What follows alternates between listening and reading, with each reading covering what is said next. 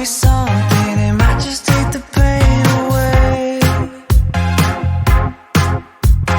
Gagawa tayo ng ating lasagna de berenjenas con carne. Guys, ito ay lasagna pero imbis pasta ang ating gagamitin, ito ay ang ating talong or ang tawag sa amin dito sa Espanya ay berenjenas. Ito ang ating eggplant. Gagamit tayo ng dalawang talong na malaki. At ito ay, syempre, bago ko siya hiniwa, ay hinugasan ko muna siya, guys. So, ito, hiwain natin siya dyan ng pandalawahan, di ba? At ngayon, dahan-dahan natin na isi-circle dyan yung kutsilyo para medyo dahan-dahan lang para pag kinuha natin yung pinakalaman doon sa loob, meron siyang paglalagyan natin ng ating palaman, okay? Kailangan may espasyo, kumbaga, mga, siguro yung isang daliri ninyo, ganun kalapad, yung isang ganyan, is ganyan lang ang inyong medida para may espasyo kayo kung paano natin ito tatanggalan ng laman, guys. Kasi yan, ang gagawin natin parang kakadkarin natin siya, 'di ba? Para mayroon siyang espasyo para sa ating palaman. So ito na nga at 'di ba nagpakulo na nga ako ng tubig kanina habang ako ay nagagawa nitong berenjenas natin. So ngayong makukulo na siya yung tubig, ilalagay na natin yung apat na berenjenas dito sa ating kumukulong tubig. At syempre, takpan natin para maluto siya kaagad, okay? Para hindi na tayo masyadong napeperder yung ating tiempo, okay? So, abang tayo ay nagpapakulo, nagpapalambot ng ating talong, syempre, gagawin naman natin yung ibang ingredientes natin, kagaya ng sibuyas at saka yung laman ng ating talong, guys, yung tinanggal natin na laman doon. So, hiwa-hiwain natin na maliliit yung ating sibuyas. Kung gusto nyong lagyan ng bawang, ay pwede rin po, okay? So, natapos na akong maghiwa ng sibuyas at dito na ako sa laman ng ating talong. So, hiniwa-hiwa ko ng maliliit yan at tapos itinabi natin at tapos titingnan natin yung ating talong. At syempre babalik ta rin natin siya kasi syempre yung ilalim ang ating naluto kaagad. Pero half cook lang, hindi yung masyadong lutong-luto, guys, kasi baka naman mabiyak siya. Hindi natin siya mapakinabangan. So kailangan mababa rin yung apoy kasi habang kumukulo siya, hindi masira yung kanyang talong. So, aparte naman dito, kukuha tayo ng isang kawali at igigisa na natin dito yung ipapalaman natin sa ating talong. So, ito na nga, guys, at tanggalin na natin yung ating talong dahil okay na siya. Pagkatapos patuyuin natin siya, okay? Ibaliktad natin at lagyan natin ng papel dyan para bumaba yung kanyang tubig. So, ito na nga yung ating ginisa na ating sibuyas at ilagay na natin yung ating laman ng talong. At syempre, haluin natin. Pagkatapos, takpan ulit natin dyan. Tapos, lagyan natin ng pamintang durog. Pagkatapos, lagyan na natin tomato sauce. Pagkatapos, lagyan na natin ng asin o kaya kung anong gusto nyo bitchin. Okay? Ako naman ang nilalagay ko dyan ay chicken cubes para naman at masarap. So, ilalagay na natin yung ating karning giniling, guys. So, yan. Ito na nga ang ating giniling. Hinalo-halo na rin natin sa ating sibuyas at saka yung laman ng talong. Okay? Pagkatapos takpan ulit natin para naman ay lumambot. So, sa isang banda naman, isang kawali, naglagay ako ng mantikilya, mga 2 kutsara dahil gagawa tayo ng bechamel. Yung cream na bechamel, okay? And then, magigisa muna tayo ng harina. Ang isang harina, kalahating baso ang inilagay ko dyan. Tapos, kung saka yung mantikilya, doon natin siya tutunawin yung mantikilya doon sa harina na ginawa natin. Tapos, paunti-unti lalagyan natin ng fresh milk o kung wala naman, pwede na rin ang tubig, guys. Masarap din naman yan. Tapos, lalagyan natin ng pamintang durog. Tapos, asin ng konti para may lasa siya, okay? And then, pag naluto na yun, kagaya ng sinabi ko doon, ay tanggalin natin sa apoy. Pagkatapos, eto, ang gagawin naman natin ngayon dito ay lalagyan natin na ng palaman yung ating talong. Yung apat na hiwa na talong na pinakuluan natin, yan, pupunuin natin siya dyan, guys. Okay? Para masarap at maganda siyang tingnan sa ating bandeja na ilalagay siya doon. Ipuporma natin, 'di ba?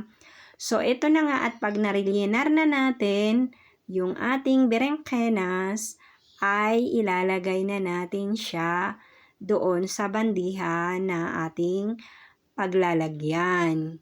Guys, kung wala kayong horno, wala namang problema. Kagaya ko, hindi na ako gumagamit.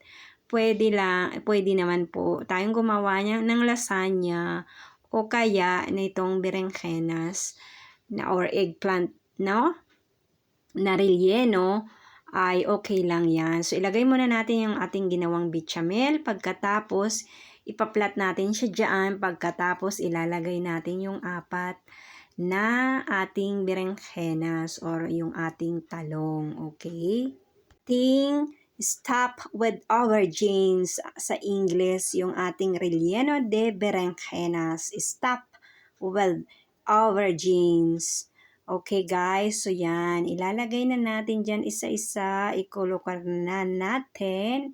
I-planted na natin dyan para super duper na maganda yung ating preparation ng ating stop with aubergines, di ba? Ang ating relleno de berenjenas. At pagkatapos, syempre, lalagyan natin dyan ng cheese. Inilagay ko dyan yung 4 quesos. Yung 4 quesos is differentes. Iba-ibang keso yan na pinaghalo-halo. Yan dyan, guys. Kaya super duper sarap. Kung wala naman kayo, ay okay lang naman po ang mozzarella. Wala naman pong problema. Okay? So, nilagyan ko pa rin siya ng another cheese dyan na yung panglagay sa ating mga pasta. Yan. So, para maging super duper siya. Yan. Masarap. 'Di ba?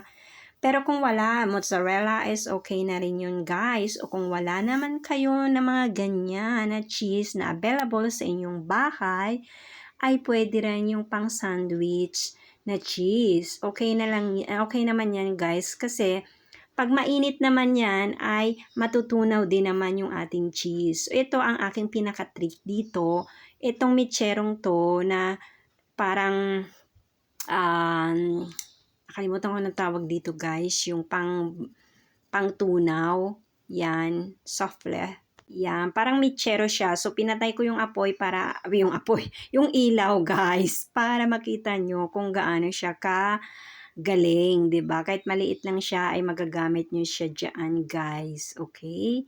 Na para mag-melted yung ating cheese or maging toasted siya ng konti. Kumbaga, kung wala kayong horno or oven, is pwede nyo gamitin to, guys. O kung wala naman kayong ganito, wag nyo nang gawin dahil napakasarap naman po ng ating relleno de berenjenas, 'di ba? Super duper sarap. At ito ng ating lamesa kung paano namin pinipara. Siyempre, manalangin muna tayo. Magpasalamat tayo sa ating Panginoon sa biyayang natatanggap natin sa ating pang-araw-araw kasama na ang buong pamilya ko. Siyempre, mga kaibigan, mga mahal sa buhay, at syempre ang aking anak at aking mga pamangkin, mga kapatid, at aking mga hipag at bayaw, syempre, 'di ba?